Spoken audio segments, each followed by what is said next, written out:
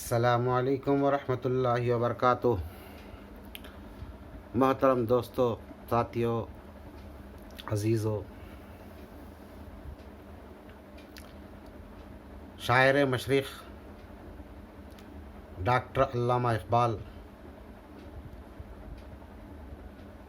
جب مجھے ان کے ایک شعر کا مصرع میرے ذہن میں گونجتا ہے تو بہت بے چینی اور بے قراری ہوتی ہے۔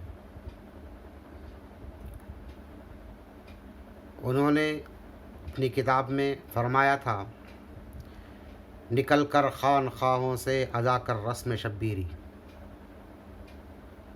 نکل کر خان خواہوں سے ادا کر رسم شبیری۔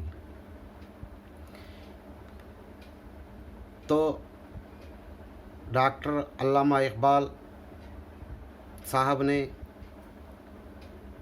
جو حال دیکھا تھا، جو ماحول انہوں نے محسوس کیا اور جن حالات سے وہ گزرے، جو ماحول ان کے اوپر بیتا، انہوں نے اس کو معائنہ کیا اور کتاب میں قلم بند تحریر کو لکھ دیا، نکل کر خانقاہوں سے ادا کر رسم شبیری۔ تو اس وقت جو خانقاہوں میں بیٹھتے تھے اور لوگوں کو بڑی بڑی باتیں سنایا کرتے تھے، علامہ اقبال نے یہ محسوس کیا ہوگا کہ بڑی بڑی باتیں سنانے سے، بڑی بڑی باتیں کرنے سے نہ کسی کا پیٹ بھرا ہے آج تک، نہ کسی کا پیٹ بھرا ہوگا، نہ کسی کا پیٹ بھرا ہے، نہ کسی کا جی بھرا ہے۔ آج جو لوگوں کو چاہیے وہ ہم غور و فکر نہیں کر رہے ہیں اور نہ ان کی باتوں کو سن رہے ہیں، صرف روایتوں کو پڑھ لینے اور خانقاہوں میں بیٹھ کر لوگوں کو درس دے لینے اور ذکر و اذکار میں مریدوں کو مشغول رکھ لینے سے اگر کچھ اسلام کا کام ہو جاتا تو تعلیمات اسلام تو ہر انسان کے لیے ضروری ہے۔ جو بھی مسائل انسان کو پیش آتے ہیں، ان مسائل سے حل نکالنے کا کام اللہ تعالیٰ نے علم والوں کے سپرد کیا ہے، بصیرت والوں کے سپرد کیا ہے۔ خانقاہوں میں بیٹھ کر جو آج پیری مریدی کا ڈھنڈورا پیٹ رہے ہیں، اڈے بنا چکے ہیں، ان لوگوں کے بارے میں ڈاکٹر اقبال صاحب نے کہا تھا، نکل کر خانقاہوں سے ادا کر رسم شبیری۔ مجھے بہت بے چین کرتی ہے یہ بات کہ حضرت نے ایسا کیوں کہا تھا۔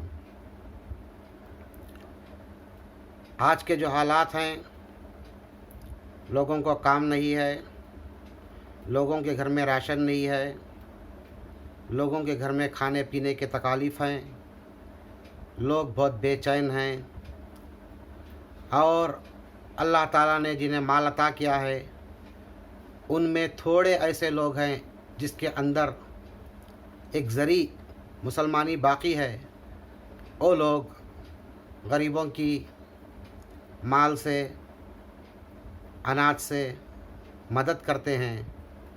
صحیح معنوں میں انہی لوگوں کے سینوں میں تھوڑی سی انسانیت اور تھوڑا سا اسلام کی جو تعلیمات ہے وہ اثر کر گئی ہے۔ اور جو دوسرے لوگ ہیں، ان لوگوں کو میں دیکھتا ہوں تو مجھے بہت افسوس ہوتا ہے کہ اللہ نے ہمیں اتنی اچھی اسلامی تعلیمات سرکار دو عالم صلی اللہ علیہ وسلم کے وسیلے سے عطا فرمائی، اور ان تعلیمات کو سکھانے کے لیے ताबाइन तबे ताबाइन औलिया अल्लाह इन तमाम को हमारी तरफ भेजा और आले रसूल सैयदों के घराने वालों से हमारी निस्बत भी हुई, फिर भी हम लोग किसी को कुछ मदद करने के लिए अगर आगे ना बढ़ें तो सबसे बड़े हम गुनहगार होंगे, क्योंकि जो लोग खाते हैं वो कभी किसी को खिलाते नहीं, और जो हर हमेशा दूसरों को खिलाते रहते हैं वो कभी खाने का सोचते नहीं। अल्लाह ने जिन्हें माल दिया है उन माल में गरीबों का हिस्सा है। अल्लाह ने जिन्हें अक़ल दिया है उन अक़लों में बेअक़लों का हिस्सा है। अल्लाह ने जिन्हें इल्म दिया है उस इल्म में बेइल्मों का हिस्सा है। जब तक बेवकूफ़ इस दुनिया में रहेंगे अक्लमंदों की इज़्ज़त है, जब तक बेइल्म इस दुनिया में रहेंगे इल्म वालों की इज़्ज़त है, जब तक गरीब इस दुनिया में रहेंगे मालदारों की इज़्ज़त है। अरे वो कौन माँ है जो अपने बच्चों को भूखा बिलखता देखकर खामोश रहती है? वो कौन उस्ताद है जो अपने शागिर्दों को परेशानी में देखकर खामोश रहता है? वो कौन सा बाग़बां है जो फूलों की बर्बादी देखकर खामोश हाथ पे हाथ धरा बैठा हुआ रहता है? वो कौन सा पीर है जो अपने मुरीदों की परेशानियों को देखकर खामोश बैठा हुआ रहता है?